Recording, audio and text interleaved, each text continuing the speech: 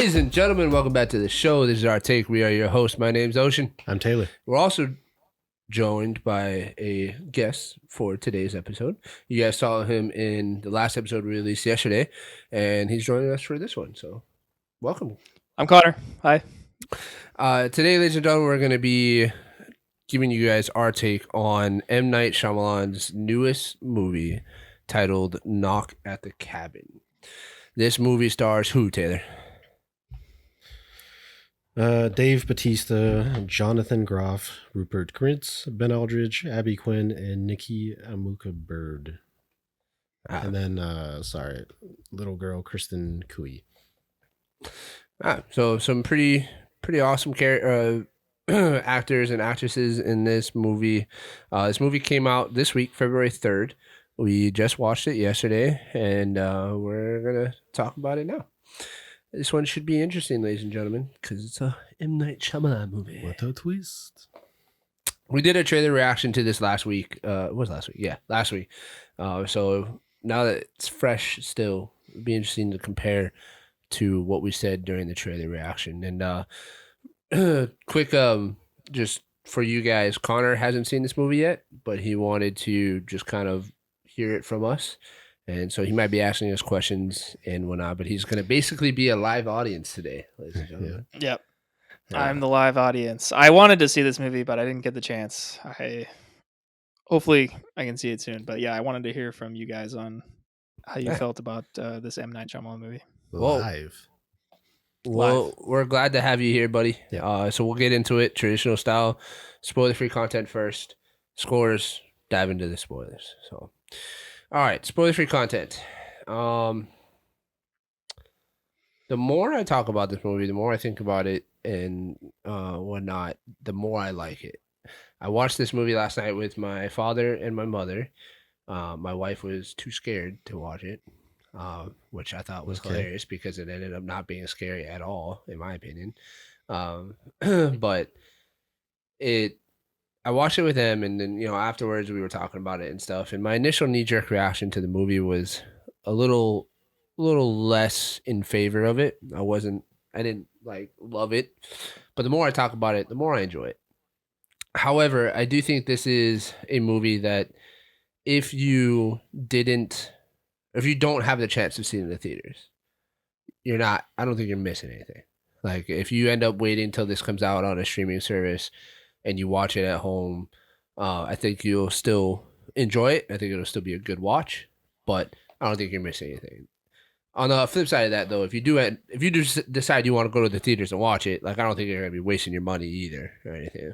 I think it'll be all right. So, what do you think, Taylor? How did you feel about this movie? So M. Night Shyamalan is a well-known director. Yes, and he's had some good movies, and he's had some not so good movies. This movie was ultimately kind of disappointing to me. I do recommend watching it, but not in theaters. I don't think this is really worth your money to go to a theater to watch it. But when it comes on streaming services, I do think it's worth watching. I thought it was a solid movie. Yeah. I think disappointing is actually a pretty good word to describe this movie, and not in the sense that the story was bad, I guess. It's just I don't know, I was expecting a little more, and I was expecting this might be a spoiler, but in my opinion there wasn't a classic M. Night Shyamalan twist to this story. Yeah, so the biggest thing without going into details is I feel like after watching this movie, it made me feel like I'm immune to M. Night Shyamalan movies now. Or that, yeah. So, because normally he has, very interesting, creative visions with his movies, and there's always a twist. Right. And I think this movie can deliver that, but just not to me. See, I don't know, because I thought about it, and the tones and the themes and the topics and the questions that it discusses and the things that it makes you feel and forces you to think about are all intriguing to me, and I actually enjoyed it for that aspect. But like I said, I was expecting this twist to happen, and I was expecting something to change and throw off the story that we were being told and put change it into something different and something that I wasn't expecting, or maybe just something different altogether. But it never came. And so I don't know, maybe he was going for like, oh, everybody's expecting there to be a twist in this movie. Here's the twist. There's no twist. That's exactly what I was going to say is like, I think we joked about this. Like, yeah, the twist is that there's no twist. Yeah.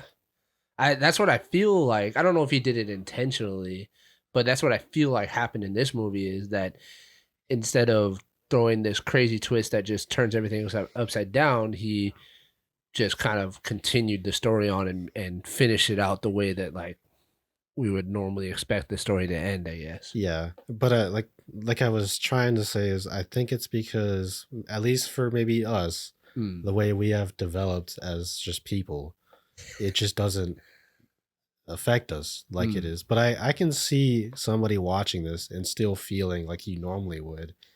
It's just not having that effect. I'm not that guy. Yeah. Yeah. So I guess if you're a connoisseur of M. Night Shyamalan movies and you love The Sixth Sense and Signs and The Village and all of those movies, then maybe the magical twist effect might lose its magic on you for this movie. But like I said, there are some questions and some thoughts and some things that this movie explores that will really have you thinking, and for that reason I enjoyed it. But yeah, let's get into some scores. Taylor, what is your score for Knock at the Cabin? I'm probably sitting at a 5. Okay. Yeah. Average movie. Gotcha.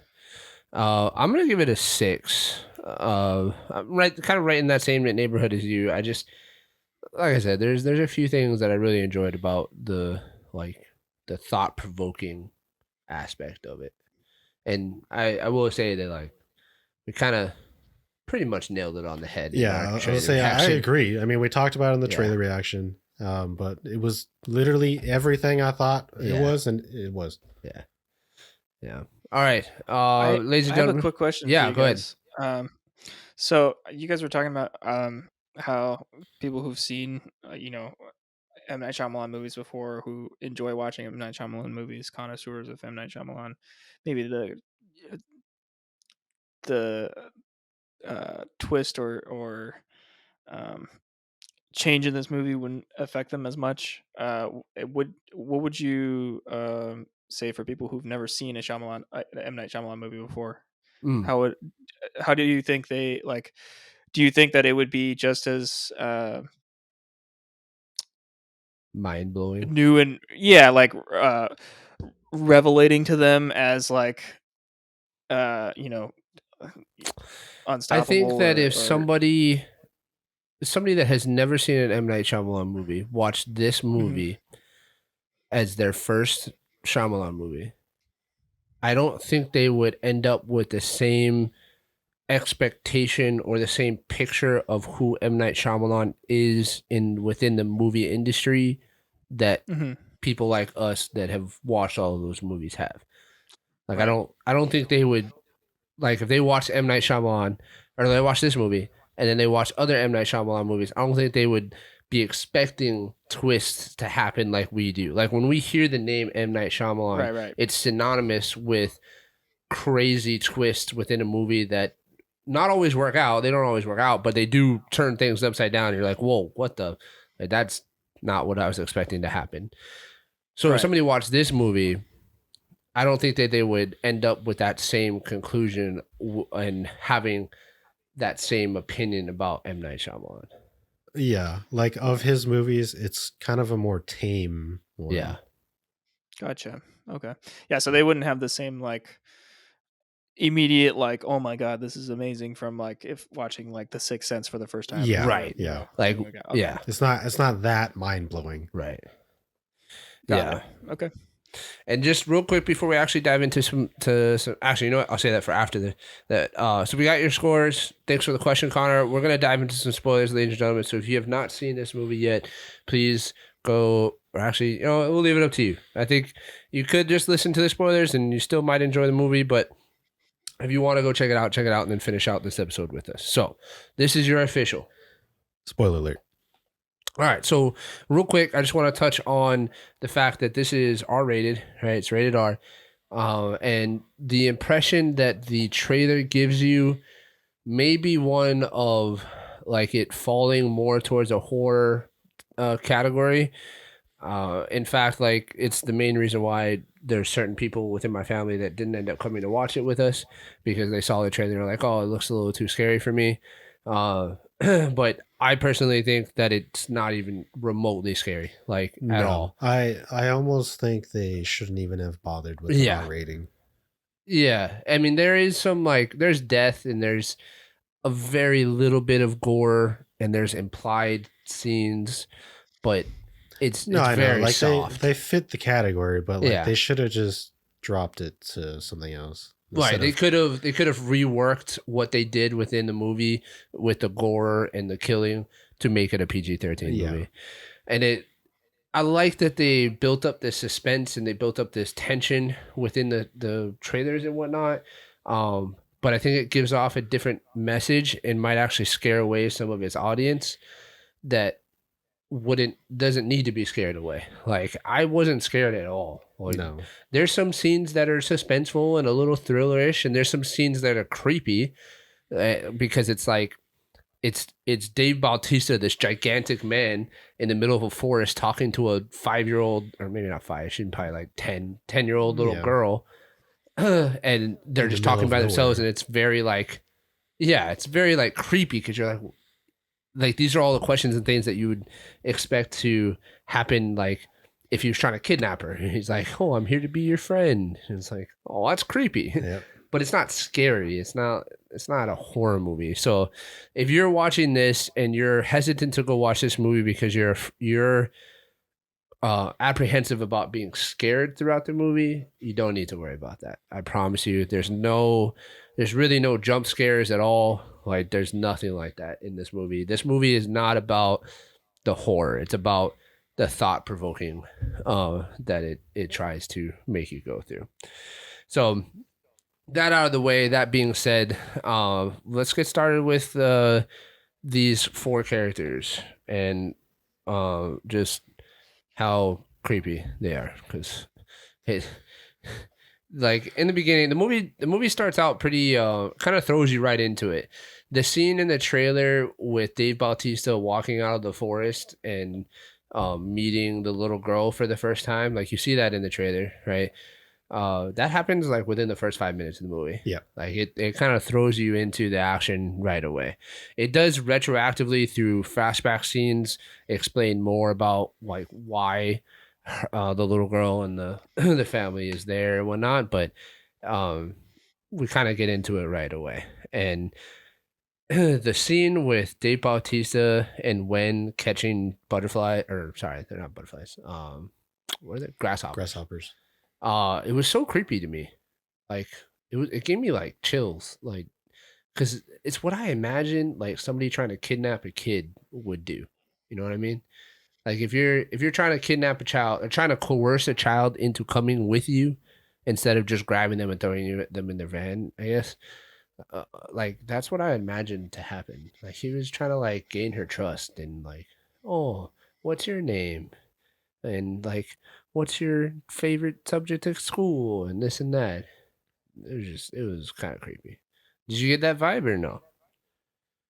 I mean, I could tell that's what they were going for, but I don't know. Like his entire like demeanor to me didn't scream like super kidnappy, I guess.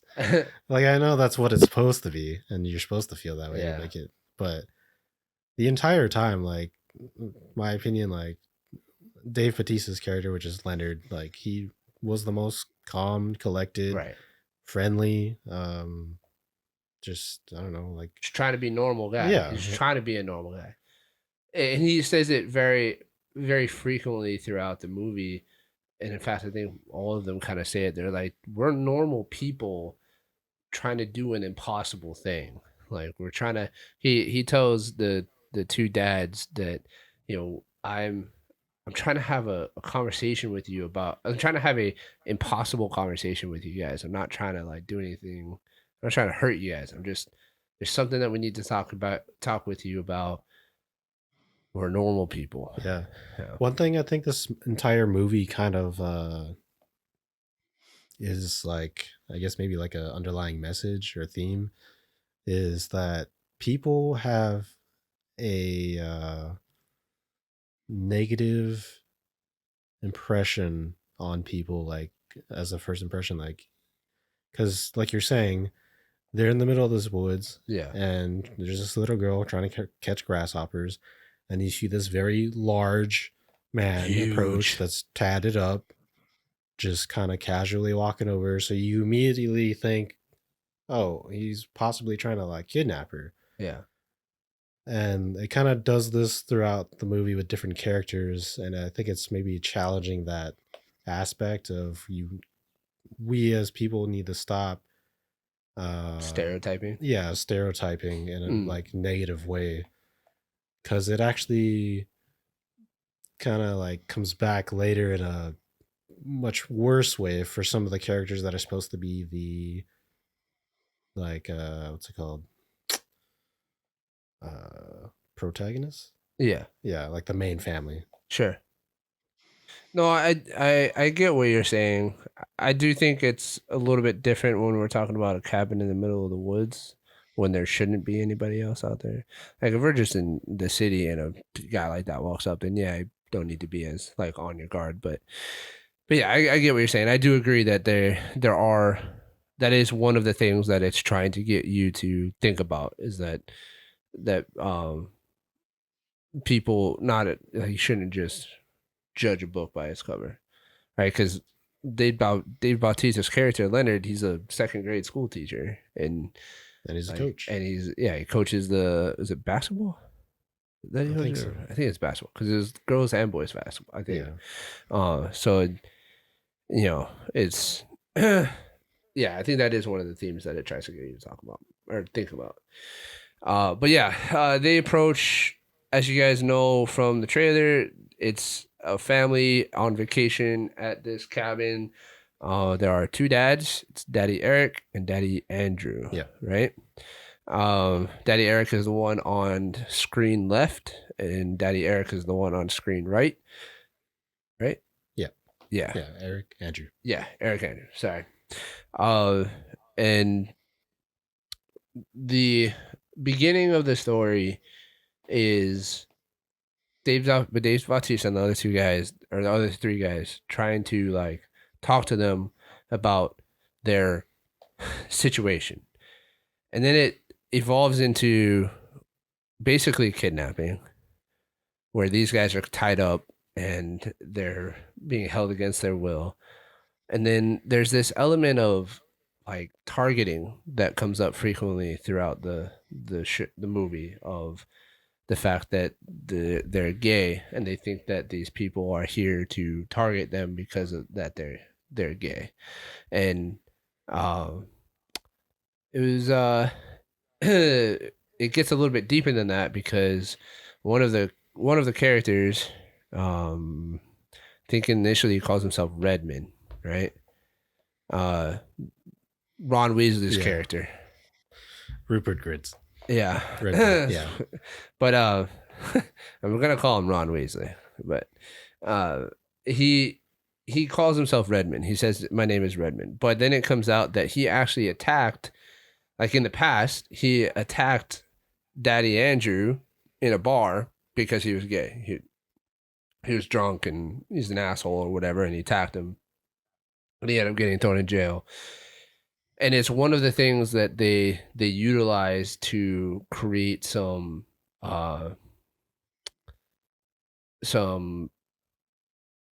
argument against the narrative, I guess.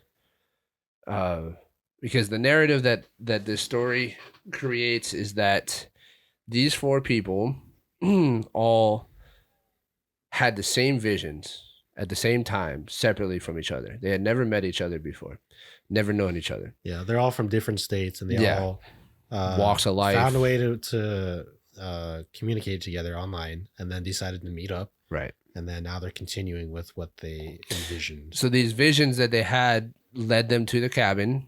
They had no idea that who was going to be there or, whatever, but the visions told them that they needed to go to this cabin, and one of the people in the cabin needed to sacrifice themselves in order to save the world. Right? And if they don't, then the world is going to end.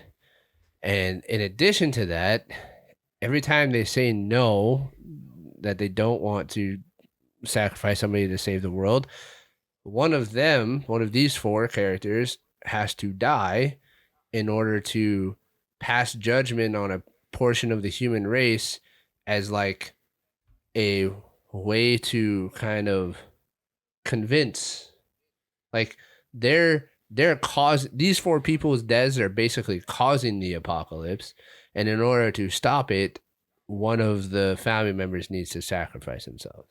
It's basically the premise of the movie. And then the twist, or whatever you want to call it, is trying to figure out if they're telling the truth or not the entire time. Like, that's what the family is trying to figure out, is like, how do we know that you're telling the truth? Like, this is such a ridiculous thought. Like, imagine you guys are like, imagine you're in a cabin, or imagine you're just on vacation with your family or something, and somebody tells you that you need to kill one of your family members in order to end it, or to save the world. Like, wouldn't you just be like, what the fuck are you talking about, dude? Like, what did you take? So wait, why do the 4 of them have to die? So it's just part of like that's not very clear. It's part of like a ritual that they were told, basically. Honestly, it's pretty unclear throughout through the movie as well. Like, they don't explain it. They just literally, this scene is the first time that they give the family a choice. They're like, hey, will you choose one of your family members to sacrifice? And they all say, obviously, no, which is completely understandable. Redmond's character, he gets down on his knees, puts this, what looks like a sack or something over his head, and then they all stab him in the head and kill him, the other 3. And he said, right before that, he says, a part of humanity has been judged. And it's implied that him dying, his death, and him saying a part of humanity has been judged causes some kind of thing to happen within the world to start the apocalypse, basically. So when he died, there was 2 massive earthquakes that happened in the Pacific Northwest that ended up creating these gigantic tsunamis that wiped out like the entire northwestern seaboard, and it killed a whole bunch of people. So when this happens, they turn on the news to show them that, to convince them. Yeah, so they turn on the news, and you see the tsunami and stuff. So in the trailer, when you see that wave come and wash the beach, that's the first plague, or the first judgment that is passed on the human race. And for whatever reason, they needed to kill him to do it. That's just how But they don't explain. So the whole movie, they don't explain. Like, so they couldn't just not do that. No. Like, what if they just decided not to do that? See, yeah. So they don't explore that. That they don't explore that pathway, and that's kind of one of the things that in my head I'm like, right? Because that would be my first question. Would be like, well, why don't you just not do that? Yeah. Then like, why did you just not kill yourself? Like, what happens if they don't kill? There's a lot of stuff that is unexplained in this movie. You kind of part of like some of the problems I have with it. Right. Gotcha. But yeah, as far as that particular thing, we just have no idea. Yeah. Okay. I agree though, because they never talk about like what happens if they don't kill one of them to start the plagues. Like, in my head, that seems like it would be a big deal, you know? Yeah, in my head, it makes more sense that like they would kill themselves in order to stave off things from happening, or to lessen the blow of something happening. You know what I mean? Like, no, because I feel like that changes the main focus, which is this family that they're talking about. What do you mean? Because then you're supposed to care about these people. Well, that's not the entire point. It's the whole point is that this family that just got chosen, they have to make the decision for a reason, especially him. I mean, he has a purpose, but it's completely separate from this family that we're like trying to deal with. And it goes against the entire like I don't know, like rules we'll say of the little bit that they give us in this movie. I can see what you're saying. I don't think I agree because it's like it doesn't. I don't think it detracts from pulling the decision away from the family because to me, this is the problem is that they're killing each other to start the plagues, and then the family has to counteract that by killing one of them to stop the plagues. Whereas, like, I don't know, it makes more logical sense to me that the plagues and the world ending is something that's happening, that's going to happen, not by their design, not by these four's design or these four's actions. And they're there to try and convince the family to stop it. And while they're trying to convince them, they sacrifice themselves to create more time for the family to be convinced and end up making the ultimate sacrifice. So I don't think it takes away. I think it actually does a lot. So these characters, if they could just kill themselves to like stave off the apocalypse, why would they give a fuck at all? Nothing would happen, and then the movie would just end because the apocalypse would just happen. And on top of that, if they just kill themselves, we lose the entire development of each character trying to convince this family. Because there's a lot of details that happen with flashbacks and everything with every single character to explain why they were picked and why the family was randomly chosen.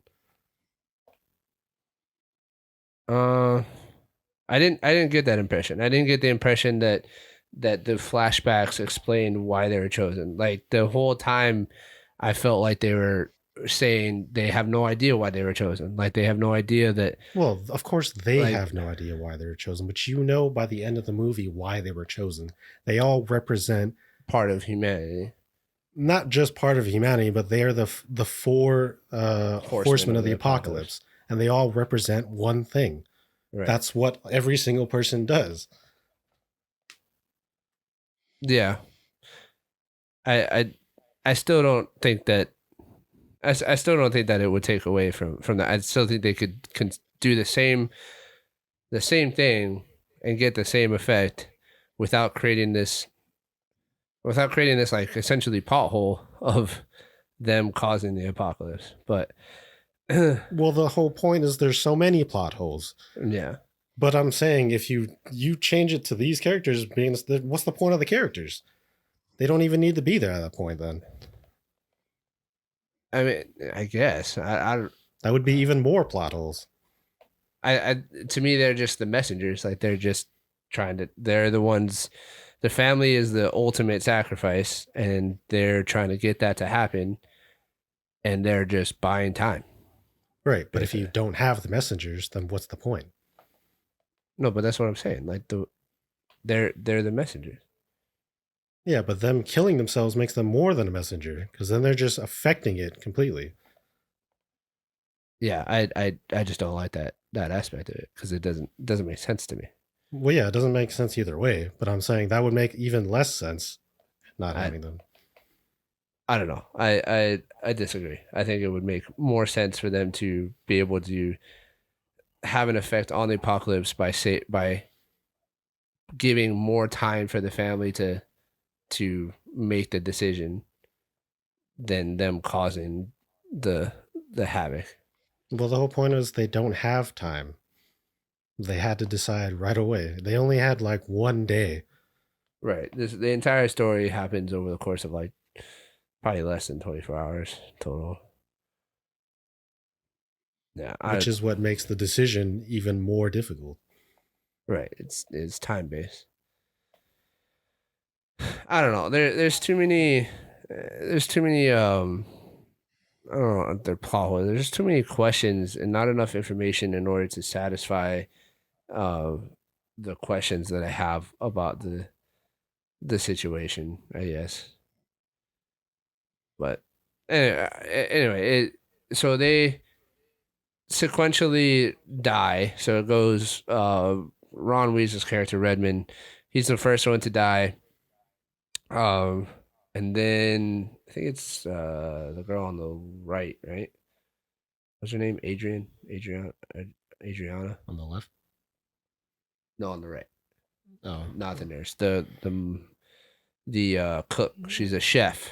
Adrienne. She dies next, and then the nurse on the left, whose name is Sabrina. She dies next. And when Adrienne dies, or Adriana, I can't. When she dies, she releases. Is that X9 when the X9 pandemic happens? Adrienne? Yeah. So when she dies, there's this X9 pandemic that is basically a child flu that affects a whole bunch of kids. And it's apparently had been happening already, but it got super bad and a bunch of kids started dying. And then when Sabrina died, what was it? What was the plague for Sabrina? Oh, the planes. The planes started falling out of the sky. Yeah. When she died, planes just started mysteriously falling out of the sky for some reason. For no reason. Like major all planes? Airlines. Yeah, like all planes just started falling out of the sky. Yeah. So they said at one point like over 700 planes had fallen out of the sky and killed everybody on board. Like they just fell, and there was no explanation as to why. But one thing they do, I think they do a decent job of, is creating doubt within not only the characters, the two fathers' minds, but also the viewer as well, of whether or not this is real. Because when they first turn on the news and they talk about the tsunamis and the earthquakes, Daddy Andrew talks about how it was an old news thing that happened a couple days ago, and they were just replaying it, and he had seen it before, and that it wasn't a live broadcast. And then when the X9 situation came up with the pandemic, he also talked about, like, I've been reading about these cases for weeks now. Like, it's not like this is a new virus that just popped up out of the middle of nowhere. But then when the planes started falling out of the sky, there wasn't really any explanation for that that they could explain away. I had zero doubt the entire time, and this is why I think this movie just doesn't work on me. Is this character, which I fucking hated throughout the movie, is the biggest idiot of the entire movie, and yet he's trying to come off as his like the smartest and most like level-headed person in the entire group. You're the fucking worst person. Even your daughter was better off than you. Because he's like, oh, I saw this like 4 hours ago. How do you know that? Yeah. You guys have been here for hours. How do you know that was shown 4 hours ago? He tries to come up with these details, like the thing which is like, oh, I saw the flu thing, blah, blah, blah, blah. Yeah, but that doesn't explain why all of a sudden like thousands of kids are dying. Yeah. Like the entire time he's like, oh, it's just a coincidence. It's just a coincidence. As one trained in the Force, there's too many things to be coincidence. Yeah. I think it did a decent job. I don't think it did a good job, because in my opinion, so the story ends up being exactly what it is. It's real. Everything is real. The plagues, the people dying, everything was real. The family needed to make a choice. They ended up making a choice, reluctantly, obviously, and they ended up saving the world. Connor, would you care to guess which one of the family members died? Is it the not worst person? Yes. That you guys were just talking about? Well, yes. I only said one, so. Well, yeah. There's three options. The little girl. Right. So it was the other guy. Yeah. Yeah, Eric. Yeah, Daddy Eric. Yeah. As soon as you said that this guy was the worst, I was like, okay, obviously it's gonna be the other guy because I'm sure this guy doesn't want to kill himself. So the catch to it, though, that they don't say in the trailer, and that, I don't know, maybe is the big twist. The catch to it is that it only works if the other members of the family kill the person that has to be sacrificed. So it's not just you deciding, hey, like, I'm going to sacrifice myself so that we can save humanity and you guys can live. But, like, Kristen would have to kill me in order for it to work. So right. It is an emotional scene because they have a gun and okay, he first shoots. Of all, well, there's this fucking horrible montage with this piece of shit that when it goes back to flashing back to Redmond fighting him in the bar, which absolutely was part of his fault. He's not the only one at fault. Redmond's obviously at fault because he's an asshole. Oh, Bannon. But he provokes him. And so Redmond beats his ass and fucking beats him with fucking bottles and knocks him the fuck out. And he goes to the hospital. Then it does this stupid montage of him punching a punching bag and then going to a gun shop. And the gun shop guy's like, here's a fucking HK VP90. Like, and he picks it up and he's like, I'll take it. Please, if you watch this movie and you are somebody that I would recommend to actually take classes and train whatever, buy a firearm and actually learn it, please do so. Don't be like this fucking idiot and act like a retard, almost get his family killed and probably almost kill himself by one, not having the firearm with him because it was in the truck in a safe that he had this scene that he had to go get. And then when he does, he loses it because he's a fucking idiot. And Dave Bautista just destroys him by psyching him out, which was kind of, I guess that was like a jump scare moment. Pretty cool. But I liked it. Not really.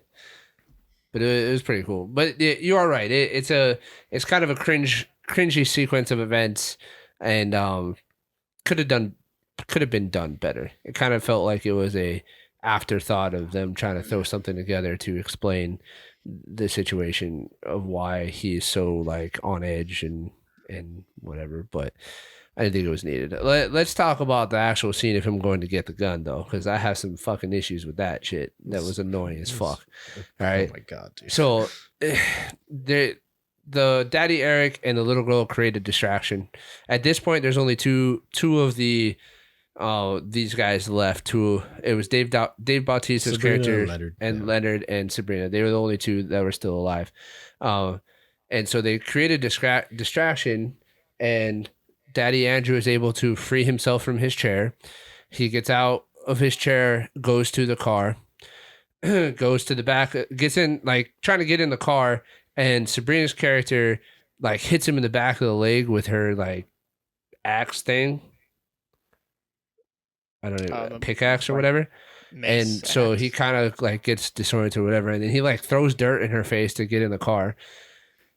So he gets in the car and he works his way to the back seat and starts trying to get into the gun safe. And he has a fucking fingerprint ID gun safe, which to me is so stupid. Like, this is exactly why you should not have touch or fingerprint ID safes. Like, if you have it at home for a big one, okay, but like if you have it for a single use gun that you're bringing with you for protection, I don't recommend having a fingerprint. I wouldn't recommend it in general. There's lots of reasons for why, but just he couldn't get it open. You know, like when we used to have touchscreen or the fingerprint buttons on your phone. I think yours still does, right? The 8. And if your finger is like wet or dirty, it doesn't work. Or even if you like get a cut on your thumb or something, or your skin is peeling, or for whatever reason or whatever, like it doesn't work. And that's exactly what happened to him. Like it wouldn't work for like 5 times that he was trying to get in. Eventually it worked. The whole time Sabrina's like busting through the window, stabbing him in the side with her little axe thing. But he opens up the box. The mag is unloaded. Rounds are in there. So he grabs the mag and he starts loading rounds, and he sits there and loads like 5.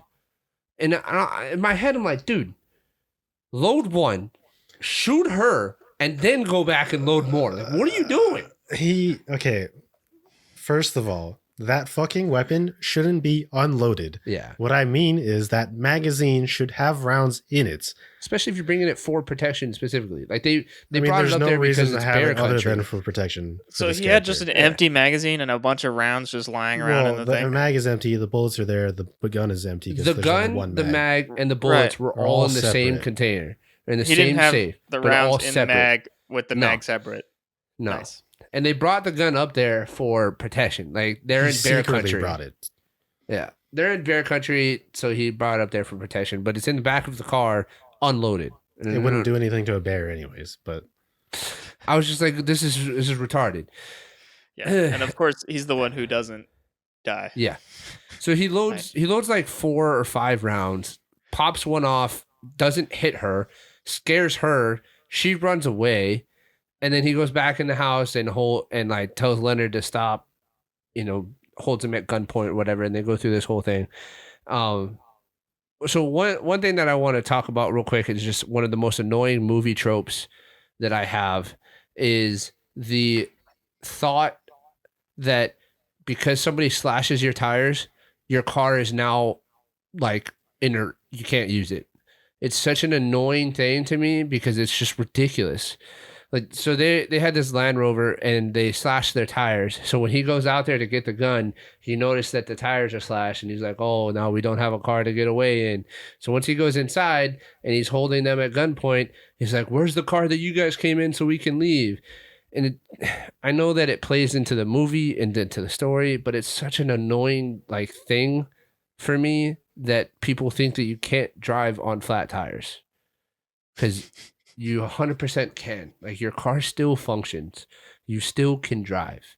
You may not be able to go as fast, and you may not be able to stop as well, but you can still drive on a car with flat tires. In fact, you can actually drive on a car that's just rims.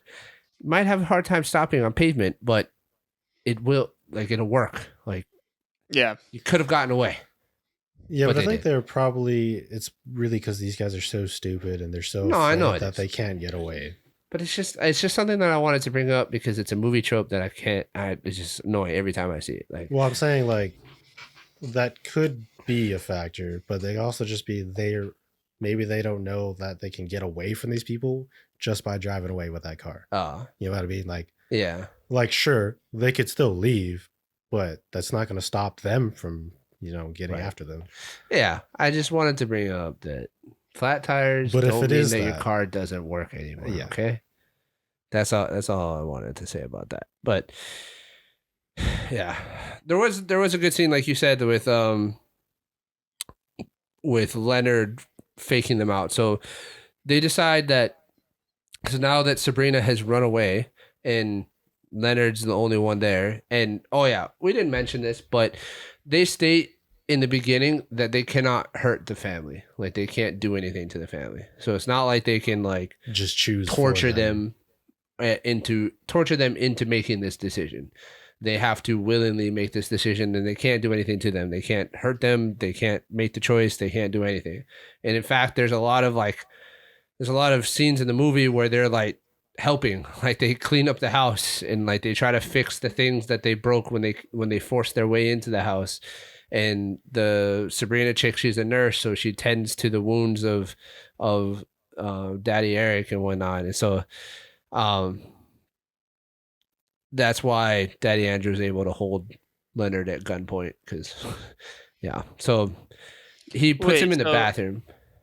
So they can't hurt them at all? No, they can't hurt them. Wasn't the lady just stabbing the dude in the car? Like what she said? It's hard to really tell without watching it, but they can't like they hurt them, but not to a serious extent. Like, whenever she initially hit him, she just whacked him on his leg. Yeah. Like, so that obviously doesn't feel good, but it's not like she broke his leg. They can't use force to coerce a decision is basically what it is. Oh, that's it. But yeah, she was really like, she wasn't like fucking like stabbing him. She was just kind of just poking her thing into him, which was inevitably like it drew blood and it like stabbed him. But like they can only, I guess they just can't use the force to coerce a decision. but they also can't let They them can't leave leave, or yeah. anything either. Like they have to keep them in that cabin because the decision has to be made at that specific cabin or whatever. Okay. Gotcha. Yeah. So they put Leonard in the bathroom, and there's actually, I think this is probably one of the best scenes of the movie because it's, I don't know, it's a good scene. So they put him into the bathroom, and then as they're like getting ready to try and leave, the two dads and the daughter, they're trying to leave and go like get away. They hear glass break, which is insinuating that Leonard went out the window, right? And is going to be outside when they go outside, and we'll get them. Sure. So they open the door and they see the broken glass, but this window is like probably like the size of a large pizza because it's a circular window. So when you look at it, to me, it's like there's no way that Dave Bautista fit through that window. Yeah. Like it's not. I guess if you like really wanted to, he might be able to get out it, but like it's not a window that you would think to yourself, "Oh, that large of a man would be able to fit through." So they open the door, they see the window, nobody's in the bathroom, but then he thinks to himself, he might be in the shower behind the shower curtain. So he shoots through the shower curtain into the shower. Like, you guys ever like, I don't know, when I was younger and like I was scared, sometimes when I'm in the bathroom, like brushing my teeth, I just try to catch the ghost off guard, punch the shower curtain, just to be like, oh, you in there? Bah! But you didn't see that coming. But you ain't happy. Yeah. So you guys ever do that? Or is that just me? Yeah. No, for sure. All right. So, mine was more like to the closet or something. I would like kick in the closet door and I'd be like, kick and in then the there'd be closet. nobody there. Yeah. Yeah. Like so, kind of like that. Yeah. But so he decides to just, instead of like moving the curtain out of the way to see if he's in there, he just decides to shoot into the fucking shower curtain, which in my opinion is actually probably the better idea.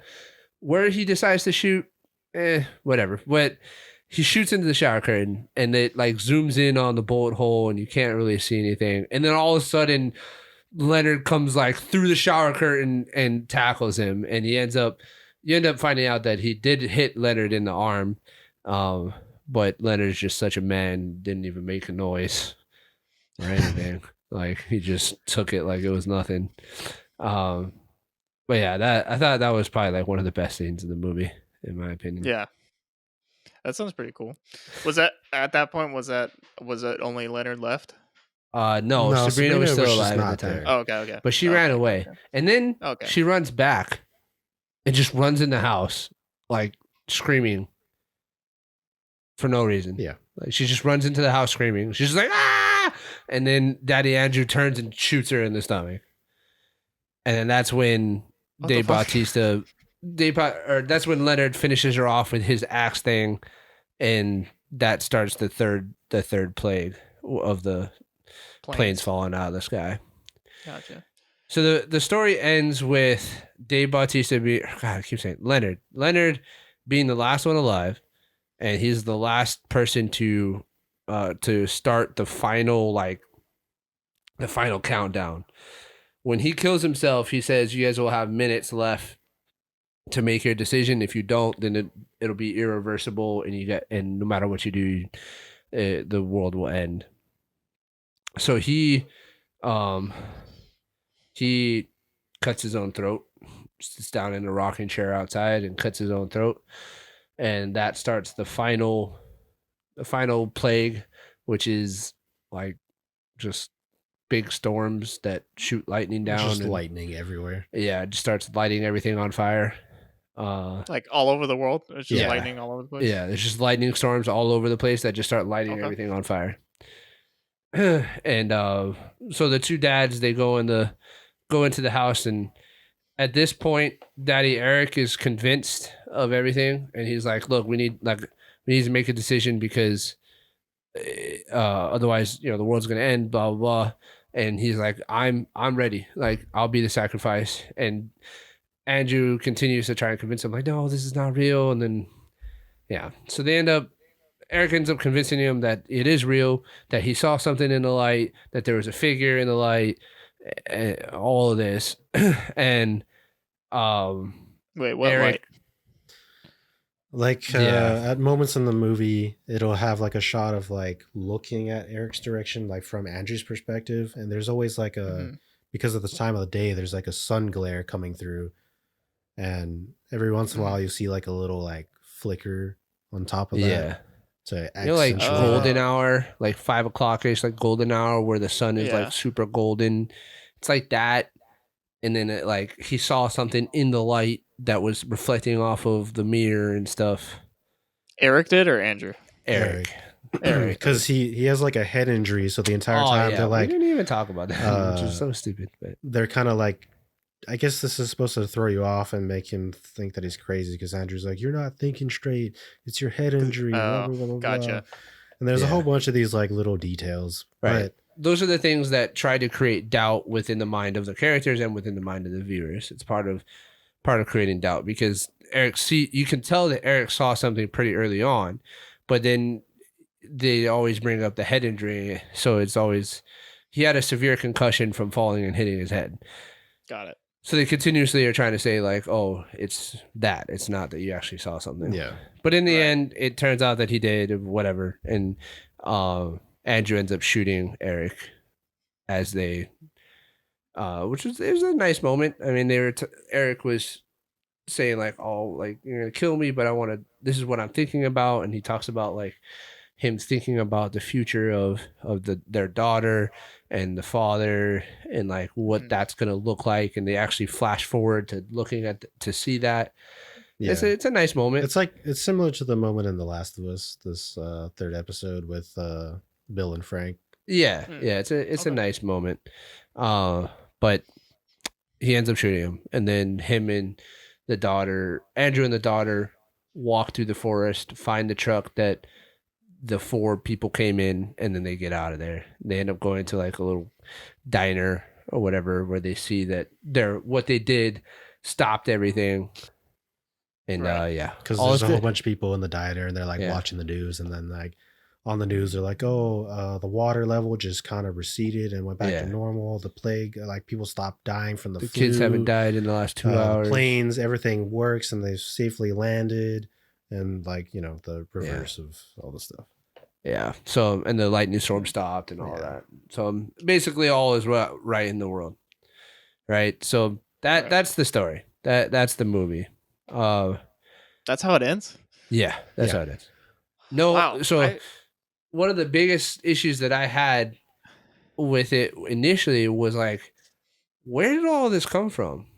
Like, who did he see? What figure did he see in the light? Where did the visions come from?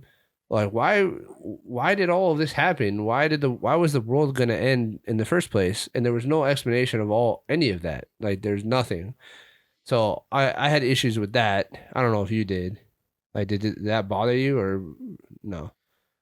I mean, ultimately, I was just like, "Where's the twist?" Because none of it is that twisty. Like, stopped me. Like all the stuff that is supposed to like create doubt, bro. There wasn't that much doubt. Like in the beginning, sure, but like very quickly, there's too many coincidences. Right. And there's no way that I would find that believable, especially coming from the one guy that's arguing that it is. Yeah. And like, there's none of this is real, was the most fucking crazy, emotional person of the entire group. Right. I have a little bit of a hot take. I think this movie would have been better if it had ended and we find out that it was all just like pure happenstance, or like that it wasn't true. Right. That would have been a twist. I think it would have been better if we found out that those guys, these 4 people were just like delusional or something, and maybe they did have shared visions, and they just happened to have the same visions or whatever. They had a shared delusion, and they killed each other and all these things, and then the husband killed his husband, and like, I think I would have liked the movie better if we found out that what they did didn't actually matter, and that everything that was happening in the world was not real. Like, I personally think that they could have done that, because they show all the news things and whatnot, but in the very beginning of the movie, when when they're first trying to get into the cabin and they're obviously the family's not letting them in and they start breaking in, the family try to call 911, right? There's no cell service out there where they're at, so they can't call on their cell phone. So then they go to the landline at the house and they try to call on that. And then the four people, they're like, oh, we cut the phone line. Now, it could have been that maybe this particular phone service and cable service are different, but usually phone service and cable service run through the same cables at like your house and stuff. So if you cut through the phone line and you can't call on the phone, usually that means you don't have like cable either at the same time. So how are you watching the news on TV if you don't have service? You know what I mean? Yeah, but then that's just more plot holes. I know, that's what I mean. Like, the whole time I was thinking to myself, it can't be pre-recorded like he was arguing. Well, that's what in my head I was like, but if my head, part of me was like, okay, maybe this is all fake because maybe they just fucking made all this shit up and like they had recordings or whatever. Maybe they're just really good at CGI or something, and they recorded all this stuff and it's just gonna be fake at the end. Because in my head I was like, how do they have cable service but they don't have phone service or Wi-Fi or anything, so they can't call? But also, like, you can still cut a phone cable and not cut the entire line. It's not like they're digging up the fucking line to cut it. I don't know. It's just a thought that I had when I was watching it, and I think that's like part of the like. Yeah, you don't know because they just don't explain it, and it's like, okay. Yeah. I don't know. I think that the movie would have ultimately been better if we had found out that either that these people were manipulated and then they manipulated the family, or that they were just delusional and the family got manipulated through pure happenstance or something like that. But honestly, from what you guys have said, as just an audience member listening to it, I feel like I would have I would rather go see this movie with an ending of the apocalypse actually does happen and everybody just dies. Or that, I mean? Yeah, maybe I would actually rather have that because I feel like if you like I'm thinking about it, I'm like, I would have rather just kind of like conflicts like minor details they had throughout the movie. Sure, yeah. No, they're definitely that definitely is true. Because I hated Andrew so much, I wanted to just see. Well, the problem was, right, so they explained earlier in the movie that if they don't decide to do anything and they let the world like go, these three will stay alive to witness all of it, right? And then it's just nothing. So we wouldn't know what happens to them. Yeah, it's just we just know they said that they would be alive long enough to witness their decision to let the world destroy or whatever. So it's like I don't know, but I would have. Yeah, I agree. I would have rather seen that because it's like at least it's a cool looking. I feel like fucking spectacle. Yeah, just from coming from the outside, not seeing this movie, I feel like that would have. I would be more satisfied with an ending like that if I like knowing about that going into it. You know what I mean? But yeah, so I agree. I think the movie would have been a lot more interesting if it had kind of a over the top like ending where everything just kind of gets destroyed and they just decide not to do anything, and it ends a little bit kind of like Cabin in the Woods, which is kind of wild. Yeah, I think that would have been a lot better. That would have been way more of a twist than what I've heard from you guys. Yeah. So, question for you, Connor, to kind of wrap this video up. After hearing everything that we talked about and after hearing what happened, are you still interested in watching this movie or no? No, I don't think I need to watch this movie. From what I've heard, honestly, I feel like I have had a better time just listening to you guys talk about it than if I would just watching the movie. Okay. It doesn't sound like it's a bad movie. I don't think I would hate it or anything. Yeah. But it doesn't really sound like it's on the same level as other M. Night Shyamalan movies that have been really good. And after seems like it's 5 and a 6 is kind of like it seems like it's a mediocre movie. Yeah, and it is for sure. I don't really. after look like forward to watching mediocre movies. yeah, like knowing you and knowing your taste in movies and your what you look for and stuff, I think that you would have a lot of the same issues that we had with the movie, and I Yeah. think it would hinder your like when you watch a movie. I think you would just be like coming up with the same conclusions and the same problems that me and Taylor had, Yeah, and it from the would way you just guys spoke detract. about it. Yeah, Yeah, from the way you guys spoke about it, I feel like I would have the same feelings, and it just kind of like I would rather just watch listen to you something guys else. talk about it than Yeah, than fucking Yeah. than watch it myself. that's fair. So Yeah, um, no offense against M Night Shyamalan or anything, and like I said, I from what I've heard, it doesn't sound like it's a bad movie. No, But it's right. not. Yeah. yeah, But it's not one that you'll probably remember out of yeah, it all doesn't his seem like I No. would movies. have. Like it's Yeah, it not doesn't gonna seem like it would be a movie I would rewatch or I would have fun at, right. or Yeah, So I agree. no, I do. I will give it props for asking some intriguing and interesting questions. Of like who you would choose and stuff. But like outside of that, once you got past the face value of those like hard impossible questions that this poses, there wasn't enough depth or explanation to the story in order to flesh out a good story. It ended up falling short and yeah, just being kind of shallow in that regard. So Yeah. yeah, ladies and gentlemen, thank you guys for joining us. If you guys watch this movie, let us know what you guys' thoughts are on the story and how you guys felt. Do you guys have a different way that it could have ended that maybe it would have been better for you guys? Or would you rather just watch everything just burn?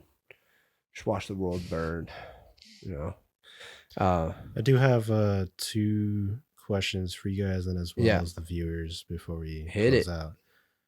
I don't know how much we'll say lore that you guys know or that I don't know either of the whole story of the 4 Horsemen of the Apocalypse, but I do thought it was neat that they all are wearing the corresponding colors to them, yes. referencing the Testament and stuff.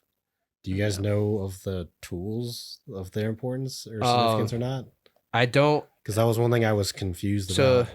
the Revelations is where the 4 horsemen are talked about in the Bible and whatnot. And I don't know if the weapons themselves are portrayed within the Bible and the lore or whatever about it. The only thing that I know about the weapons is what they said in the movie, that they built their weapons exactly Just how they were told. they built their weapons exactly how they saw them in their visions. Okay. So I was that's just the only thing curious. I know. And then the final question for both of you and the audience is, how many people would it take for you to make a decision? Like what? Just a guess. Like how many? Like how much would have to happen in order for me Right. to be convinced? And I don't mean in like this exact representation, just what would you think? I don't know. It would take a lot. It would take quite a bit, and that's why like some people might have issues with how long it took Eric and Andrew to make the decision and actually, which is all part of the thing. But I don't have any issue with that, because for me, the love I have for my wife and my child, it would take everything in order for me to be willing to give that up. So like it would take a lot. I don't know that I have an exact number or like event or something that would happen, but it would probably take more than most people. Like I'm just saying in this case, like I'm if willing there's to 4 let people, would it take 1, 2, 3, or 4? At least 4. Okay. Easily. Yeah. Like it would take all 4 of them to die, and like probably half of the world to die along with them before I might consider doing something about it. Yeah, I was gonna say. I don't know. I mean, within the confines of this story, yeah. Within the confines of this story, I don't know the exact minutes. details, but I'm just because you said minutes. Yeah, you guys had minutes to make the decision. I probably would not be able to make the decision in time for it to actually matter. Is probably what it would come down to, because I don't think I'd be willing, because I don't really like people anyway. So, Yeah. There's nothing wrong with that. Fuck everybody. Yeah. Okay. What about you, Connor? I would have to play devil's advocate as well and say that it's probably. I mean, even after the fourth person died, I don't think it would be enough to like convince me. You know what I mean? It would. I'd be like, well, We'll see. that's Yeah. that's shitty for you, I guess. But I'm not gonna kill my wife because you know you're just like, you know what I mean? Like that's like you said. Like there's no way. Like you would have to like be able to upload to my brain that it's a fact, that it's a factual thing, that if I don't make a decision, then God would everybody literally have die. to come down and be like, "You fucking do this, otherwise everyone will die." And then it'd be like, "Oh, okay, okay, all right." Then but then I'll other choose than that, I'm Kristen like, I'm not Shooter. fucking exactly. I'd be like, "Okay, Haley, fucking kill me." But like, not, like if God Himself is not coming down to telling me like, this is all real, then there's no fucking way. You know what I mean? Like, I gotta say, I don't think it would. I think it would take a lot more than 4. Like, there's no way that even after the 4th person died, I would make a decision. What if it was 4 of us? Okay, 4 of you guys. Yeah. Like 4 I don't know. people that you actually trust and care about. Yeah, that would change. It would change it for sure. That would be even worse. Yeah, it would change. It would change it for sure, but it would also be a lot. I'd also be like, "What are you talking about, idiot? Like, I know you. This is not you. Like, where did this come from?" Yeah, but wouldn't that make it more weird? I don't know. It would probably be both. It'd probably be like, "Are you on drugs or is this real?" Like, I don't know. It would be hard for sure. Yeah, if I thought about it that way, I feel like it might change it for the worst, and maybe it'd be like, is this real? Like, I feel like that would honestly make the story more compelling. Yeah, having because then I'd be like, "There's no, you guys are just fucking with me," or it's just like right. But if we're like slowly one by one killing ourselves in front of you, then I'd just be like, "Okay, you got like I wouldn't know what to think about it because I'd be like, okay, I've known you guys for so fucking long, right? Yeah, and I know who you are. Now you're just killing each other in front of me. Yeah. But at the same time, I'm like, but you're asking me to kill my family. Like, especially if I don't have a kid right now, but if I had a kid, like, I don't imagine that no matter what we would do, I don't know that it would make Ocean. There's honestly, you know what I mean? I don't think that there's anything that you could do that would get me to kill my son.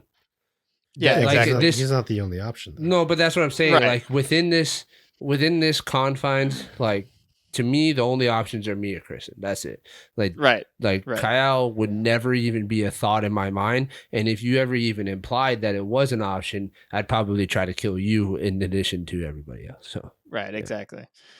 But so that's what I'm saying is like if it was just like the only option would be it would have to be me, right? Yeah, so it's just like it's a logical option. Right, but that's the option that Haley wants to hear. Right, I'm sure. But yeah, I don't know if I don't know how more difficult it would be if it was for people that I really did actually know and love. Yeah, it'd probably be even more of a difficult decision. Oh yeah, that's why I would have made a better movie. Yeah, I agree. Actually, that would have been an amazing twist. Is if the twist is it's not an M. Night Shyamalan movie. Yeah, we make the movie. They're like, actually, we were your family the whole time, and they like take off their like take off a mask or whatever. Yeah, and they're like, oh my god, it's my mom, and she's like, that would have been fucking nuts. Just gonna. Sorry, my earphone died. But yeah, I agree. So we'll wrap this episode up, and I just want to say thank you to you, Connor, for being willing to be our audience for this episode. And ladies and gentlemen, thank you guys. I'm curious to know if you guys liked this style of episode of us having a live audience and having somebody to kind of listen to our interpretation and experience of the movie. Maybe it's something we can do a little bit more often and have different people in here that didn't watch the movie or have, or because we always have, all of our other guests have always seen the movie or seen whatever we're talking about. So this time we had a guest that didn't, and so I'm curious to know how you guys like that and whether or not it's something you guys would like to see more of. So let us know down in the comments below. Appreciate you guys. Thank you, Connor, for joining us. And like, subscribe, comment, share with a friend. Check out our social media. Links are down in the description below. Check out the other shows here on Anykind Media, and we will catch you guys in the next episode. Bye, guys. Bye.